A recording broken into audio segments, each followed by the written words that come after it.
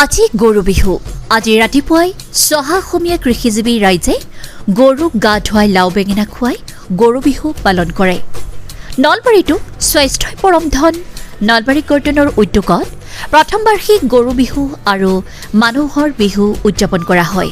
আজি ৰাতিপুৱা Nalbari Gordon school খেলপথাৰত প্ৰথম বিহুৰ পতাকা উত্তোলন কৰে সভাপতি বিশিষ্ট চিকিৎসক তথা যুটীয়া স্বাস্থ্য সঞ্চালক ডক্টৰ কৈলাশ ডেকাই। লগতে কেইজনমান বিশিষ্ট ক্ৰীড়া সংগঠকক সম্বৰ্ধনা জনোৱা হয়।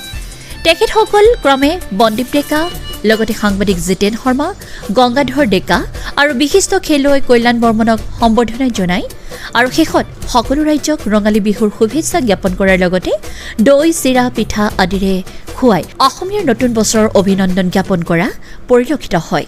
পৰম ধনৰ উদ্যোগত উদযাপিত হোৱা ৰঙালী বিহুৰ উদযাপন কমিটিৰ তৰফৰ পৰা সমূহ ৰাইজলৈ ৰঙালী বিহুৰ ওলগ যাচিছোঁ। আমি প্ৰায় 50ৰ পৰা 60জন বেছিভাগেই ঊৰ্ধ বয়সৰ ব্যক্তিয়ে সদায় আহি ইয়াত ৰাতিপুৱা আমি শৰীৰ চৰ্চাত অলপমান লাগোঁ, সকলোৱে খোজকাঢ়োঁ। ইয়াৰ এটাই অৰ্থ যে আমি সকলোৱে নিজৰ স্বাস্থ্যটোৰ প্ৰতি অকণমান গুৰুত্ব দিওঁ আৰু এইটো এটা গোটেই গৰ্ডন খেলপথাৰত গোটেই নলবাৰীবাসী ৰাইজৰ কাৰণে এটা আদৰ্শস্বৰূপ হিচাপে আজি কিছু বছৰৰ পৰা এনেকৈ চলি আছে।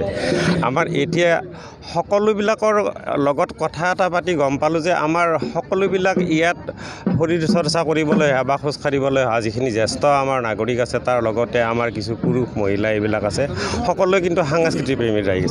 তেওঁলোকে চিন্তা চৰ্চা কৰে যে আমাৰ বিহু এটা সংস্কৃতি, বিহু অবিহনে আমাৰ অসমীয়াৰ কৃষ্টি সৃষ্টি একোৱেই বাচি থাকিব নোৱাৰে আৰু বিহু আমাৰ হিয়াৰ আমঠু। এই বিহুক আমি এটা সঠিক দিশলৈ আগবঢ়াই দিয়াৰ কাৰণে যাতে আমি গৰ্ডন খেলপথাৰত আমাৰ এই জ্যেষ্ঠ নাগৰিকসকলৰ যোগেদিয়ে আমি আগবাঢ়িব পাৰোঁ, সেইটো এটা চিন্তা চৰ্চা কৰি আমাৰ এটা গ্ৰুপ আছে। গ্ৰুপ মানে এটা ঠিক সকলোবিলাক কথা চিন্তা চৰ্চা কৰা বা আলোচনা কৰা বা এটা গৱেষণামূলক সৃষ্টিৰ কাৰণে আগবঢ়া এটা আমাৰ অনুষ্ঠান আছে, সেইটো হ'ল স্বাস্থ্যই পৰম ধন। আৰু এই স্বাস্থ্যই পৰম ধনৰ আজি ৰঙালী বিহুৰ একেবাৰে প্ৰভাতী বেলাত আমি গোটেই পুৰুষ মহিলাবিলাকক ইয়াত লগ লগাই এটা অনুষ্ঠানৰ আয়োজন কৰিছোঁ। এই অনুষ্ঠানটো হ'ল আমাৰ আচলতে অসমীয়াৰ বাপতিসাহোন ৰঙালী বিহুৰ প্ৰথম দিনৰ বিহুৰ কাৰ্যসূচী। এই কাৰ্যসূচীৰ যোগেদি আমি সকলো ৰাইজকে এটা কথাই আহ্বান জনাম, যাতে অসমীয়া সংস্কৃতিৰ বাহক, অসমীয়া জাতিটোক ৰক্ষা কৱচ এই বিহুক যাতে আমি এটা সঠিক দিশেৰে নৱপ্ৰজন্মৰ মাজত আগবঢ়াই দিব পাৰোঁ আৰু তাৰ বাবে যাতে গৰ্ডন ফিল্ডত আজি অনুষ্ঠিত হোৱা ৰঙালীৰ প্ৰভাতী বিহু উদযাপন এই অনুষ্ঠানে যাতে এক আদৰ্শ হিচাপে থিয় দিয়ে, তাৰ বাবে আমি নিজে এটা সজোৰে আমি সকলো ৰাইজক আহ্বান কৰিছোঁ আৰু সকলো ৰাইজৰ মাজে এটা কথাই থাকক, এই বিহু নহ'লে আমাৰ অসমীয়া জাতিৰ অস্তিত্ব নাই। গতিকে এই বিহুক ৰক্ষা কৰিব লাগিলে আমি মঞ্চ বিহুৰ আগতে পথাৰৰ পৰা আগবাঢ়িব লাগিব। এইখন গৰ্ডন খেলপথাৰ, এইখন আমাৰ গোটেই নলবাৰী জিলাৰ ভিতৰতে এখন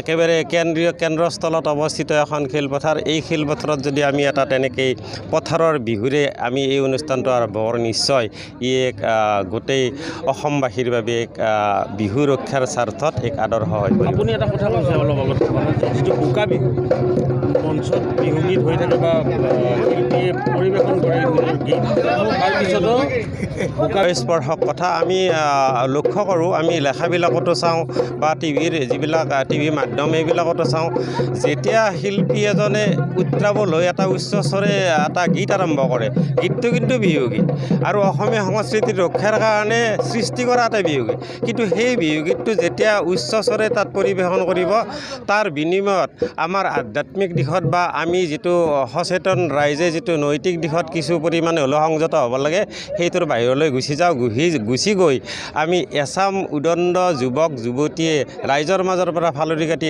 তেওঁলোকে কি কৰে, বোকাৰ সৃষ্টি কৰি লয় আগতে। এইটো এটা প্ৰি প্লেন বস্তু হৈছে আৰু যিটো অসমৰ সাংস্কৃতিক প্ৰেমিক ৰাইজৰ বাবে বা অসমবাসীৰ কাৰণে এইটো এটা কিন্তু দুৰ্ভাগ্যজনক কথা। আৰু এইটো এটা কথা ঠিক, যেতিয়া মই মোৰ নিজৰ যিটো অভিজ্ঞতাৰ পৰা ৰাইজক এটা কথা জনাব খুজিম যেতিয়া বোকা ডেন্সটো আৰম্ভ হয় তেতিয়া শিল্পীসকলে মোৰ মতেৰে ষ্টেজত বা মঞ্চত তেওঁলোকে গীতটো পৰিৱেশন বন্ধ কৰিব দিয়াৰ বদলি তেওঁলোকে আকৌ সেই উদণ্ড যুৱকসকলক উৎসাহ দিয়াৰ কাৰণে যে নতুনকৈ আৰু কিবা বোকা ডেন্সটোত বেছি উৎসাহজনকভাৱে গীত পৰিৱেশন কৰিব তেনেকুৱা পৰিৱেশৰ সৃষ্টি হয়। এইটো এটা দুৰ্ভাগ্যজনক শিল্পীসকলৰ কাৰণে আমি সেই শিল্পীসকলক আহ্বান জনাইছোঁ যাতে অন্ততঃ বিহুৰ নামৰ সংস্কৃতিটোক বা আমাৰ হিয়াৰ আমঠি বাপতি সাহোনক ৰক্ষা কৰিবৰ কাৰণে অন্ততঃ তেনেকুৱা এইটোক এটা মই বিজতৰীয় সংস্কৃতি বুলি আখ্যা দিব বিচাৰিছোঁ। এইটো এটা অপসংস্কৃতি বুলি আখ্যা দিব বিচাৰিছোঁ। এই অপসংস্কৃতিবিলাক বন্ধ কৰাৰ ক্ষেত্ৰত আমাৰ উদ্যোক্তাসকল আগবাঢ়ি আহিব লাগে, আমাৰ শিল্পীসকলো আহিব লাগে আৰু যিবিলাক গীত প্ৰযোজক ইত্যাদি যিটো পৰিৱেশন ৰক্ষাৰ্থে যিবিলাকে আগবাঢ়ে সেই সকলোবিলাকে সজাগ হ'ব লাগে এই ক্ষেত্ৰটোত। নলবাৰীৰ পৰা দীপু দাসৰ ৰিপৰ্ট, টকচক 24 ইণ্ডিয়া।